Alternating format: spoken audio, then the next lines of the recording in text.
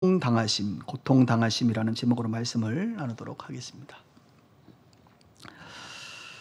지난주에 우리는 예수님의 그 붙잡히심에 대한 이야기를 들었습니다. 예수님의 붙잡히심을 통해서 또 우리가 한번 적용해 봤던 것은 과연 나는 무엇에 붙잡혀 살고 있는가? 예수님은 하나님의 약속된 말씀에 따라 그의 인생을 붙잡히셨지만 우리는 주님의 말씀과 뜻에 붙잡히기보다는 우리의 생각에, 우리 육신에 붙잡혀 살 때가 얼마나 많은가 이런 생각을 해보았죠. 오늘은 붙잡히심에 이어 이제 고통당하심에 대한 주제로 여러분들에게 말씀을 좀 나누도록 하겠습니다. 예수님의 십자가 사건의 대표적인 키워드는 붙잡히심, 고통당하심, 그리고 죽으심이지요. 아마 다음 주 설교 제목도 예측이 되리라 생각을 합니다. 우리는 이 주제에 대해서 살펴볼 때마다 왜 예수님이 붙잡히셨는가? 왜 예수님이 고통당하셨는가? 왜 예수님이 죽으셨는가? 왜? 그 질문을 해보게 되지요. 그리고 우리는 이 질문에 대해서 어느 정도 답을 알고 있습니다. 예수님의 붙잡히심과 고통당하심과 죽으심은 자신의 죄로 말미암은 것이 아니라 바로 저와 여러분들의 죄로 말미암은 것이다 라는 것을 우리는 잘 알고 있습니다. 왜에 대한 답은 우리가 좀 알고 있는데 오늘은 고통당하심에 대해서 배우면서 특별히 그러면 예수님은 어떻게 고통당하셨는가 이것을 좀 살펴보고 싶습니다. 이 어떻게 고통당하셨는지에 대한 살펴봄을 통하여 우리와 어떤 상관관계가 좀 있는가, 그것은 무엇을 의미하는가에 대해서 알아보려고 하는 것이죠. 오늘은 특별히 세 가지 키워드를 여러분들에게 제시하면서 그 내용을 자세히 살펴보고 싶은데요. 첫 번째 키워드는 체휼입니다. 체휼. 여러분 체휼이라는 단어 아세요? 체휼이라는 단어는 우리가 흔히 쓰는 단어는 아닙니다. 보통 우리는 그와 비슷한 공감이라는 단어와 긍휼이라는 단어를 주로 쓰지요. 오늘도 우리가 찬양을 했죠. 공감하시네. 주일 오전 예배 때 공감하시네를 찬양 부르는 교회는 대한민국에 몇 없습니다. 그만큼 이 노래는 최신 곡일 뿐만 아니라 상당히 어렵습니다. 박자나 음역대가 굉장히 우리로 하여금 은혜보다는 시험을 들게 하는 그런 곡이에요. 그럼에도 불구하고 우리가 이 찬양을 하는 것은 가사가 정말로 우리 가운데 큰 위로를 주기 때문에 그렇습니다. 그 가사가 이렇잖아요. 주님이 우리의 아픈 마음을 아시네. 가까이서 우리의 아픔에 공감하시네.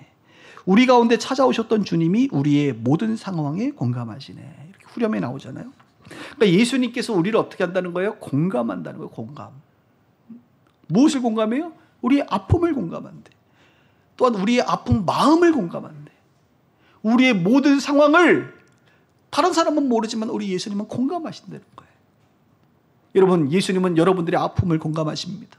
여러분들의 아픈 지금의 그 마음을 공감하십니다. 여러분들의 모든 정황과 상황을 공감하시는 분이세요.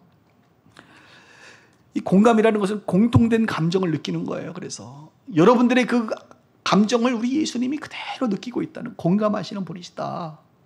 또 예수님은 우리를 공감하실 뿐만 아니라 예수님은 우리를 긍휼히 여기신다는 말이지. 긍휼. 긍휼은 불쌍히 여긴다는 거예요. 안타깝게 여기는 거예요. 예수님은 저와 여러분들의 삶 가운데 참 우리가 힘들어하는 그 부분들을 불쌍히 여기시고 안타깝게 여기시고 회복하기를 원하시죠. 그런데 여러분, 이 두 단어 공감과 긍휼로는 무언가 예수님을 표현하기에는 좀 부족함을 제가 느낀다는 거예요. 우리 예수님은 마음으로 여러분들의 그 아픔을 그냥 느끼는 정도, 공감하고 긍휼히 여기는 정도가 아니라는 겁니다.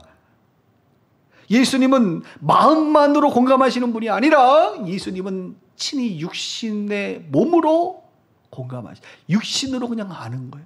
몸이 안다라는 표현이죠. 몸이 안다. 몸이 아는 거예요. 여러분들의 아픔과 고통을 예수님은 몸이 알아요. 왜? 예수님이 그 아픔과 고통을 몸으로 친히 경험하셨기 때문에 그렇습니다. 그저께 우리 교회 집사님 가족이 아이를 출산했어요. 좀 이따 사진도 보여드리겠습니다만 얼마나 예쁜지. 그래서 그 사진을 이제 단톡방에 공유를 했더니 우리 셀 단톡방에서 우리 여집사님들이 하는 거야. 우리 모두 다 경험했으니까 그거 잘 알잖아요. 그 느낌. 그러니까 이것은 그냥 우리가 마음으로 공감하거나 그냥 힘든 그 상황을 긍휼히 여기는 게 아니에요. 우리 여집사님들 중에 아이를 뭐 둘도 낳고 셋도 낳고 아직 넷은 없습니다만 하여튼 낳아봤잖아. 그러니까 아이를 낳을 때 그 아픔, 아이를 낳았을 때 그 기쁨, 희열, 그 땀, 공기, 이것을 그냥 마음으로만 공감하는 게 아니라 체휼, 몸으로 한다 이거예요. 몸으로. 체휼이라는 것은 몸으로 친히 불쌍히 여기는 거예요. 예수님이 왜 고통당하셨는가? 여러분들의 그 고통을 몸으로 우리 주님은 아시는 분이시다. 공감이라든지 긍휼은 내가 경험하지 않아도 아파할 수 있어요. 출산할 때 얼마나 힘들까? 제가 경험하지 않아도 알 수 있단 말이에요. 느낄 수 있단 말이에요. 마음으로 공감할 수 있단 말이에요. 그러나 여러분, 몸으로 아는 것은 좀 다른 거예요. 체휼은 다른 거예요. 그건 진짜 아파하는 거예요. 진짜 아는 거예요. 우리 예수님은 공감과 긍휼이라는 단어로 부족합니다. 여러분들의 아픔을 체휼하시는 분이십니다. 예수님이 도대체 어떤 아픔을 당하셨나요? 고통을 당하셨나요? 육체적인 고통을 당하셨잖아요.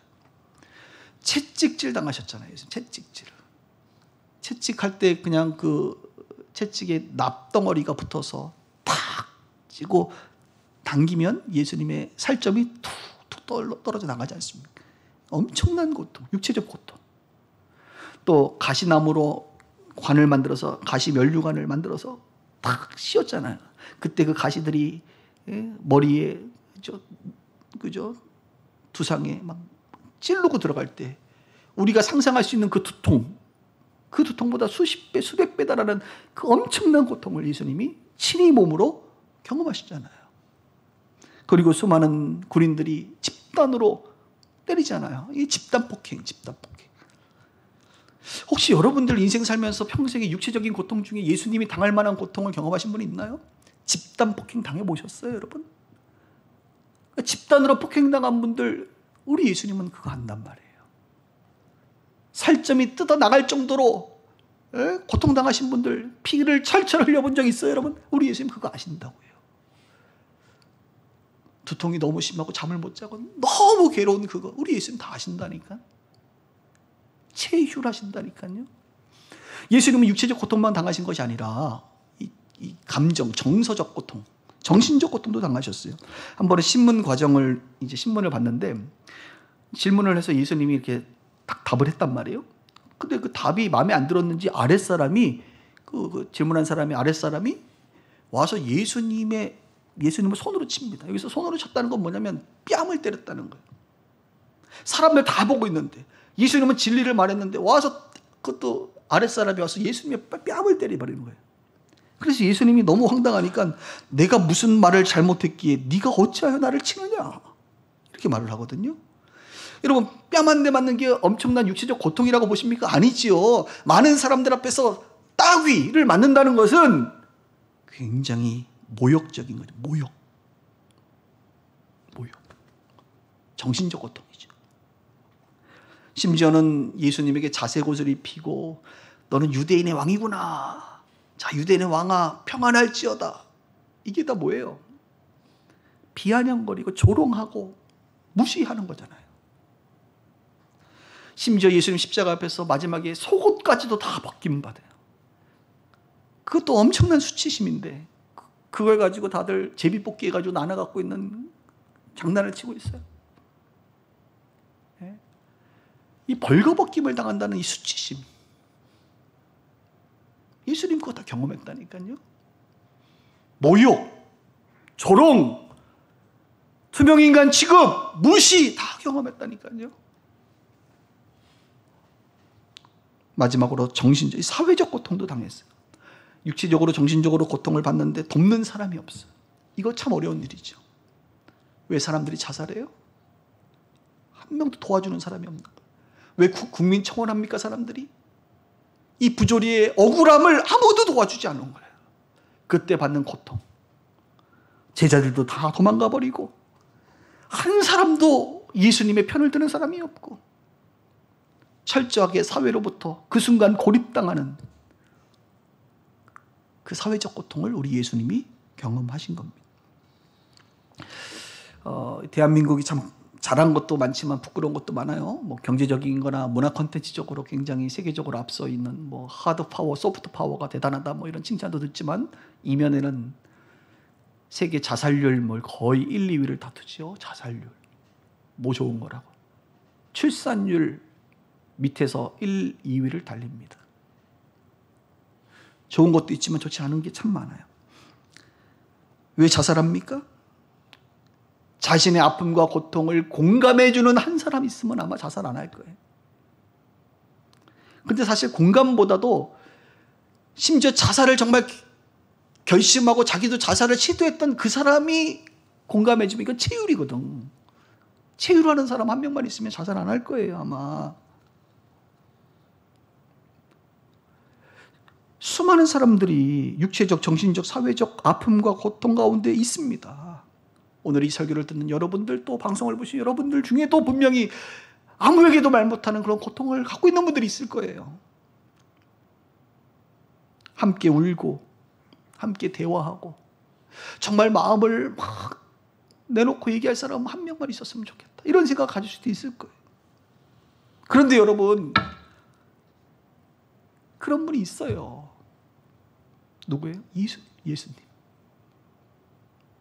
예수님은 여러분들의 아픔을 공감을 넘어 체휼하시는 분, 체휼하시는 분. 오늘 예수님 말씀하세요. 내가 안다. 내가 아노니. 내 아들아, 내 딸아, 내가 안다. 여러분, 예수님이 내가 안다라고 말할 때는 그냥 상투적인 표현이 아니에요. 그거는 예수님이 안다는 건 진짜 체휼한다는 거예요. 너 힘들, 나도 그거 경험했어. 나도 그 고통 알아. 진짜 알아. 다른 사람은 네 고통 몰라도 나는 너를 알아. 안단 말이에요. 하나님은 다 안단 말이에요. 독생자 예수, 자식을 잃은 그 아픔을 우리 하나님은 안단 말이에요. 여러분들이 경험했던 수많은 사건, 사고들 우리 주님은 안단 말이에요. 그 안다는 것은 단순한 상투적 표현이 아니라 정말로 체휼하신다는 거예요. 그래서 여러분, 자꾸 주변에 사람들을 의지하려고 하지, 사람들, 나를 좀 공감해 줄 수 있는 사람을 찾으려고 하지 마시고 그 예수님을 붙잡으세요. 공감해 주시고 긍휼을 베풀어 주실 뿐만 아니라 체휼하시는 그 예수님, 여러분을 정말 아시는 그분, 그 예수님을 붙잡으시기를 주님의 이름으로 축복합니다. 그게 지혜예요, 그게. 우리는 자꾸 사람들에게 위로받고 싶어요. 아니요. 체휼하지 못해요. 예수님만이 온전히 체휼하시는 분이십니다. 오늘 예수님의 고통은 우리를 향한 체휼이고요. 또 하나의 키워드는 두 번째로 지불입니다. 지불. 지불이라는 거니까 우리가 페이한다 그러죠. 지불한다. 이 같은 의미인데요. 여러분, 예수님과 인간의 차이가 하나 있는데 그것은 바로 인간은 체휼에서만 끝나지만 예수님은 체휼에서만 끝나지 않고 지불까지 하실 수 있는 분이시다. 이게 무슨 말인가 하면, 인간은 상대방의 고통, 상대방들이 받는 고통의 이유를 그냥 알기는 알지만 그 이유를 해결할 수는 없어요. 그러니까 지불 능력이 안 돼. 그런데 반대로 예수님은 우리들이 받는 고통에 대한 이유, 원인을 근본적으로 알 뿐만 아니라, 체휼할 뿐만 아니라 그 문제를 해결할 수 있는 지불 능력이 되시는 분이세요. 그러니까 이 지불이라는 단어가 여러분, 우리는 너무 돈에 대해서만 생각하는데 그렇지 않아요. 값을 치르는 게 지불이에요. 값을 치르는. 근데 그 값이 돈이면 돈으로 주는 게 지불이고, 그 값이 예를 들어서 몸이면 몸을 내어줌, 그래서 치르는 거죠. 몸을 내어주는 게 지불이고요. 값이 죽음이면 대신 죽음으로 치러주는, 그것이 지불입니다. 지불. 지금부터 조금 더 교리적인 좀 중요한 얘기를 좀 하고 싶은데 한번 집중을 해주시기 바랍니다. 여러분, 인간이 겪는 그 문제, 아픔이라든지 고통의 가장 큰 원인이 뭐죠?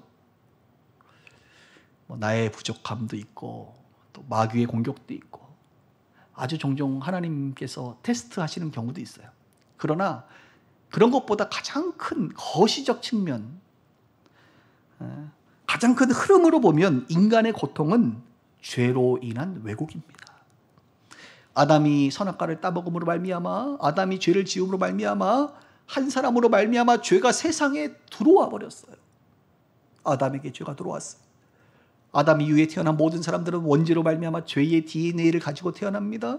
아담이 죄를 범함으로 세상에 죄가 들어오고 이 세상 가운데 이 세상의 신이라고 불리는 마귀가 죄를 계속 확산시키고 인간들이 이 죄에 동화되어 죄가 확산되기 시작하는 거예요. 그 결과 하나님이 아름답게 보시기에 좋았다, 선하다 만들어 놓은 인간과 이 세계가 죄로 인해서 타락하고 왜곡되고 뭔가 문제가 있어버리는 거예요.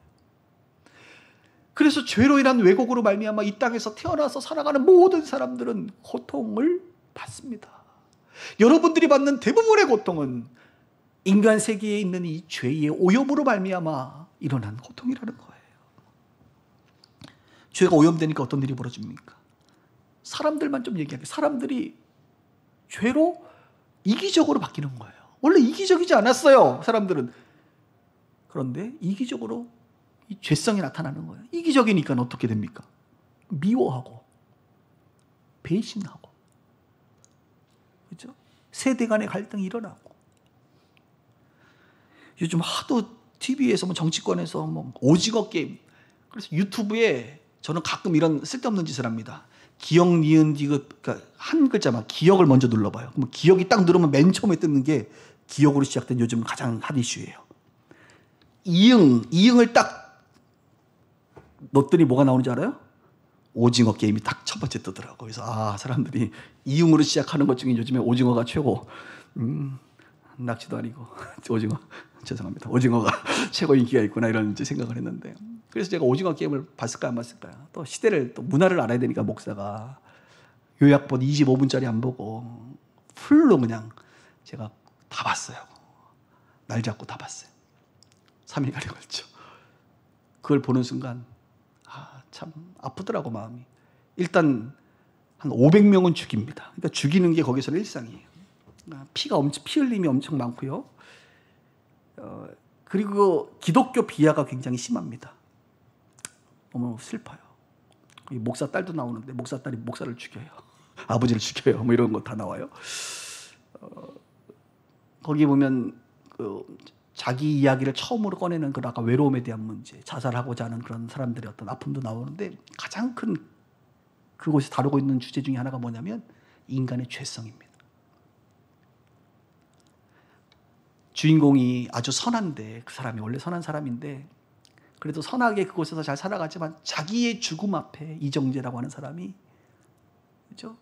내가 안 죽어야 되니까 결국 상대방을 속이더라고. 배신 때려버리는 거야. 옛날에 우리 구슬치기 할 때면 구슬주기 홀짝으로 했잖아. 홀짝. 축축축축. 홀짝. 이정재가 자꾸 지니까 지면 죽거든요. 자기가 이제 둘 중에 한 명 죽는 거예요. 죽으니까 자기가 하나 남겨놓고 그 다음 어떻게 되느냐, 사람이 돌변하는 거야. 홀 했는데 이분이 노인이거든. 어르신 짝이라고요? 홀이네요. 그래서 뺏어오는 거야. 노인네가 알지. 그래도 그냥 저 주는 거야. 물론 그 노인이 나중에 그걸 다 만들어 놓은 장본인이었는데, 스포합니다. 다 아시니까 뭐. 그래서 여러분, 이게 이정재 제일 그래도 착한 사람이 결국은 마지막에 자기의 죽음 앞에 사람이 이기적으로 바뀌는 거야. 그 노인네 배신 때리고 그 노인네 죽이도록 그냥 난 모른 척하는 거야. 그 인간의 죄성. 서로 죽여야만 내가 사는 거예요. 그 인간의 잔인성. 왜 그렇게 됐지요? 죄가 세상에 들어오면서 인간이 이기적으로 바뀌니까 미워하고 배신하고 갈등이 일어나고 또 폭력적으로 바뀌잖아요, 인간들이. 그래서 폭행을 저지르고 살인을 저질러도. 그래서 그거 보면요, 사람 죽이는 게 뭐 그냥 자연스러운 일이에요. 아무 죄책감이 없어. 그 집행부들 스텝들이 막 사람 죽이는데, 총 쏘는데, 총 제일 대장이 거기 이병헌인데 또 스포. 그래서 결국 죽이면 뭐 아무 죄책감을 못 느껴. 자기 동생을 쏴서 죽이기도 하고 살인에 대한 죄책감을 못 느끼는 단계까지 이른다 이겁니다. 사람들이 얼마나 탐욕적입니까?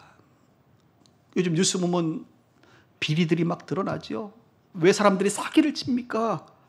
왜 이렇게 양극화가 벌어졌습니까? 왜 이렇게 환경이 오염됐습니까? 다 인간의 탐욕 아닙니까? 탐욕. 이런 이기심, 폭력성, 탐욕 이런 것들은 다 인간의 죄로 오염된 인간들의 모습이라 이거예요. 그 외에도 인간의 죄로 인한 왜곡은 정상적이어야 할 것이 지금 비정상적인 것들이 너무 많아요. 각종 사회 악들이 그렇습니다. 그래서 결론적으로 이 땅에서의 삶은 뭐예요? 다 헬조선이라 이겁니다. 이제는 헬조선을 넘어 이 지구에서 사는 건 너무 어려우니 헬지구를 하자는 게 요즘 사람들의 관심 아닙니까? 너무 힘들다는 거예요. 근데 여러분, 문제는 뭐냐면 인간에게는 이 근본적인 원인, 죄의 문제를 해결할, 지불할 능력이 있어요, 없어요? 없다는 거예요. 인간들이 아무리 애를 써도 인간들 안에는 이 죄의 오염으로 확산으로 말미암아 이 문제를 스스로 정화할 수 있는, 해결할 수 있는 능력, 지불 능력이 안 돼. 이게 더 큰 문제라 이겁니다. 죄의 바이러스에 오염된 인간은, 죄의 좀비가 된 인간은 더욱 죄를 확산할 뿐 죄를 없앨 수가 없어요. 그런데 왜? 우리는 답을 알아요. 이 인간의 죄성을 해결해야만 이 문제는 근본적으로 해결할 수 있다는 것이죠. 근데 인간이 이걸 못하니 어떡합니까? 여러분, 죄인이 죄인을 구원 못합니다. 감옥에 갇힌 죄수가 감옥 안에 있는 자기 자신도 구원할 수 없고 감옥에 갇혀있는 다른 죄수들을 구원할 방도가 없어요. 오직 감옥 밖에 있는 누군가, 죄 없는 의인만이 친히 죄의 대가를 지불하고서야 누군가를 끄집어낼 수 있다 이겁니다. 그분이 바로 누구예요? 예수님이십니다. 죄 없으신 유일한 인간으로 오신 그분, 죄 없으신 하나님이 인간의 몸으로 이 땅에 오신 분, 바로 예수님. 그분이 의인이시고 그분만이 인간의 죄 문제를 해결할 수 있는, 감옥에서 끄집어낼 수 있는 유일한 분이요. 그분은 붙잡히실 필요도 없었고 고통당하실 필요도 없었고 그분은 십자가에 죽을 이유도 없었습니다. 왜? 그분에겐 죄가 없으니까. 그러나 그분은 붙잡히셨고 그분은 고통당하셨고 그분은 십자가에 죽으셨습니다. 왜요? 우리를 끄집어내기 위해서, 우리의 죄의 문제를 해결해 주시기 위하여 대신 대가를 지불하셨다 이것입니다. 그분은 친히 치유하심으로, 고통당하심으로 여러분들의 고통을 지불하셨어요. 육체적, 정신적, 사회적 고통당하심, 그 지불을 우리 예수님이 2000년 전에 하셨다는 것을 여러분들이 오늘 꼭 아셔야 돼요. 다시 한번 강조합니다. 예수님의 고통당하심은 여러분이 당하는 고통을 대신 지불하셨다는 거예요. 그러면 이제 우리는 어떻게 되는 겁니까? 도대체 우리에게 무슨 일이 일어나는 겁니까? 세 번째 중요한 키워드, 회복입니다. 예수님 우리를 치유하시고 예수님이 대신 지불하셨으니 이제는 우리가 지불하지 않고 우리는 회복하면 돼요. 회복. 그걸 누리면 되는 거예요. 할렐루야. 누리면 돼요. 우리는 고통에서 자유함을 얻고 회복을 얻고 온전함을 얻고 이젠 그 고통이 나와 상관없음을 알고 고통이 떠나가도록 우리가 선포하고, 마귀는 우리와 연결되어 있는 사건이라는 것을 자꾸 잊어버리게 해요. 여전히 너는 고통 가운데 있어. 너는 여전히 나의 이 죄의 멍에 가운데 있어. 너는 여전히 내 하수인으로, 너는 진노의 자녀로 살아가는 거야. 이렇게 마귀는 자꾸 속인단 말이에요. 근데 우리는 십자가를 알기 때문에 이 십자가를 통하여 이제 내가 받는 고통은 예수님이 2000년 전에 당하신 고통이니까 나는 이제 회복할 수 있구나. 나는 자유할 수 있구나. 나는 온전해질 수 있구나. 이것들은 나와 상관이 없을 수 있구나. 이것을 알고 선포하는 그 믿음이 우리 가운데 필요합니다. 이것을 이사야 53장에 우리 하나님께서 이사야 선지자를 통하여 미리 다 써줬잖아요. 거기 보면 이런 내용이 나오잖아요. 그는 멸시받는다. 예수님 멸시받았잖아요. 버림받는다. 슬픔 가운데 빠진다. 질병 가운데 있다. 무시당한다. 찔린다. 상한다. 상함을 당한다. 이런 내용이 쭉 나옵니다. 그러면서 뭐라 그래요? 그가 징계를 받음으로 우리가 평화를 누리고 그가 채찍에 맞음으로 우리가 나음을 입었다. 이게 놀라운 진리예요. 예수님 우리를 치유하시고 지부를 통하여 우리가 회복할 수 있다는 메시지죠. 한마디로 예수님이 고통당하셨으니까 너희들은 나음을 입고 평화, 샬롬을 누릴 수 있다. 회복을 누릴 수 있다. 이것을 이사야를 통하여 우리 가운데 말씀해 주고 있단 말입니다. 제가 이 설교를 준비하는데 주님이 예수님의 그 사복음서 내용 중에 딱 한 단어가 떠오르게 했어요. 그게 뭐냐면 모든이라는 단어입니다. 모든. 우리 예수님 어떤 분이시냐? 성경에 보니까 모든 병과 모든 약한 것을 고치시리라. 우리는 예수님에 대해서 믿음이 별로 없어가지고 모든은 좀 아닌 것 같아. 어떤 병과 어떤 질병은 고치시고 내 문제는 못 고치시고 그렇게 믿는 것 같아요. 그때 제가 기도하는데 주님이 모든이라는 단어가 떠오르게 하신 거예요. 모든 병과 모든 약한 것을 고치시느니라. 또 모든 앓는 자, 곧 각종 병에 걸려 고통당하는 자, 귀신 들린 자를 다 고치시느니라. 여러분, 예수님은 모든 것을 고치십니다. 모든 것을 회복시킬 수 있는 전능자이십니다. 그걸 여러분이 믿으셔야 돼요. 제가 몇 주 전에 그 에베소서 1장 설교하면서 그런 얘기했죠. 예수님이 어떤 분입니까? 모든 이름 위에 뛰어난 이름이시다. 코로나보다 뛰어나신, 코로나 이름 붙일 수 있는 모든 것들보다 뛰어나세요. 암, 감기, 그죠? 두통, 홍길동, 김길동, 이길동, 모든 사람보다, 모든 질병보다, 모든 것들보다 뛰어난 이름을 가지신 분이 예수님이세요. 천사들보다, 모세보다, 모든 것보다 뛰어나신 분이 예수님이시죠. 그리고 또 뭐가 나오죠? 거기에 에베소에 모든 만물을 예수님의 발 앞에 복종하게 하신다 그러잖아요. 만물이라는 것 자체가 모든을 포함하고 있잖아요. 모든 세상의 모든 만물이 누구 발 앞에? 예수님의 발 앞에 복종되어 있다. 그러니까 예수님이 최고야. 예수님이 모든 이름보다 뛰어나시고 모든 만물의 모든 것들보다 뛰어나셔서 모든 것을 그분의 이름에, 그분 앞에 다 무릎 꿇긴다 이거예요. 무릎 꿇어 다. 놀랍잖아요. 여러분, 바로 우리 예수님 그런 분이에요. 모든 것을 다스릴 수 있는 분이십니다. 그래서 지난번 외부 강사가 와서 사도행전에 보면 안진뱅이, 성전 미문에 있는 안진뱅이를 일으킬 때 예수의 이름으로 은가금은 내게 없거니와 내게 있는 것으로 내게 주노니 나사렛 예수의 이름으로 일어나 걸어라 할 때 예수의 이름은 안진뱅이의 모든 질병이도 모두 다 회복할 수 있어요. 그런데 우리가 좀 잘못 알고 있는 게 예수 그리스도의 이름을 자꾸 주문처럼 외워. 믿음은 없는데 그냥 마지막에만 예수의 이름으로 기도합니다. 예수님의 이름으로 기도합니다. 예수의 이름이 자꾸 주문이야, 주문. 주문하면 나오는 거 아닌가요, 목사님? 짜장면 주문하면 짜장면 나오듯이? 뭐 그렇게 생각하는 것 같아요. 여러분, 예수님의 이름은 주문이 아니라 능력입니다. 능력이야.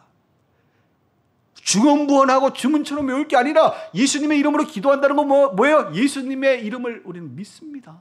예수님의 이름은 능력입니다. 모든 이름이 뛰어난 이름이요 만물을 복종시킬 수 있는 분이시요 모든 것들을 이룰 수 있는 분이 예수님이십니다. 그래서 우리가 예수의 이름으로 기도하는 거예요. 주문이 아니라 능력이란 말입니다. 그래서 여러분, 이 믿음을 가지고 기도하고 이 믿음을 가지고 선포하면 실제가 돼요. 실제. 역사가 일어나는 거예요. 어떤 분들 그러고 싶을 거예요. 아마 목사님, 저의 문제도 거기에 해당되나요? 슬픔 가운데 있는 분들이 있죠. 우울증이라고 전문적으로 말해요. 우울함, 늘 우울해.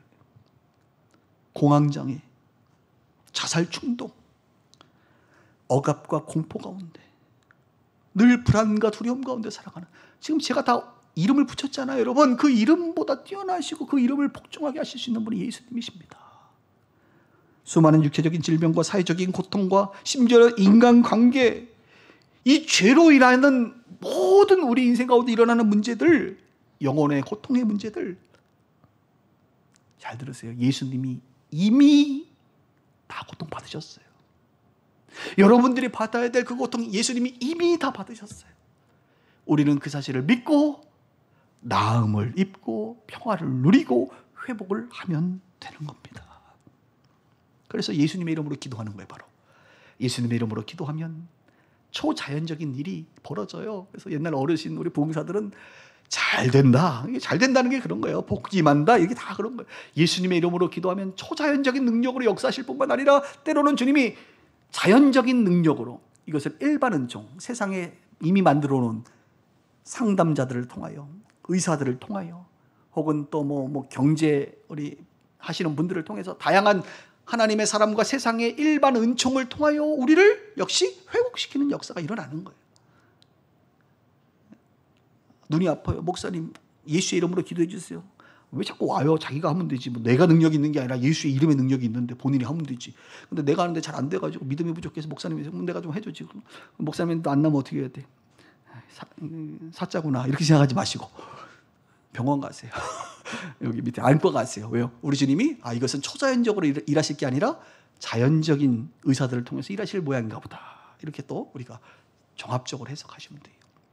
예전에는 의술이 발달하지 않을 때는 우리 주님이 초자연적으로 역사를 많이 했는데 요즘은 웬만하면 주님이 우리 성도들도 믿음을 이렇게 목사님이 아니라 의사 선생님에게 많이 믿잖아요, 우리가. 그래서 믿음대로 여러분들 가시면 됩니다. 그리고 또 물론 목사님한테도 오셔도 기도도 해주고 하겠습니다만 내가 이렇게 버벅거리냐? 일반 은총과 특별한 은총으로 하나님이 다 역사하세요. 자, 말씀을 좀 정리하죠. 예수님의 고통당하심은 공감을 넘는 치유이다. 그 치유하심으로 어떻게 해요? 지불하시고 대가를 지불하시고 결국 우리를 회복시키신다. 이것이 복음이에요, 여러분. 복음이에요. 다시 돌아와서 처음 질문을 한번 해볼게요.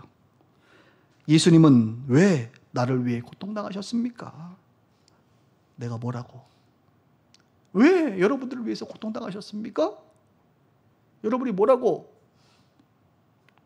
그것은 예수님이 여러분을 사랑하시기 때문에 그렇습니다.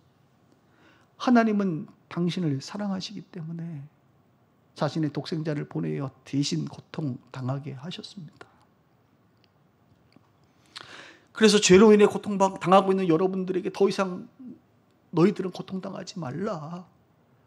내가 내 아들이 대신 고통당했으니 너희들은 이제 그만 고통당하고 나음을 입고 평화를 누려라. 예수의 이름으로 선포해라. 그 은혜를 베풀어 주신 줄 믿습니다. 그 은혜를 누리는 우리 모두가 되기를 주님의 이름으로 축원합니다. 기도하겠습니다.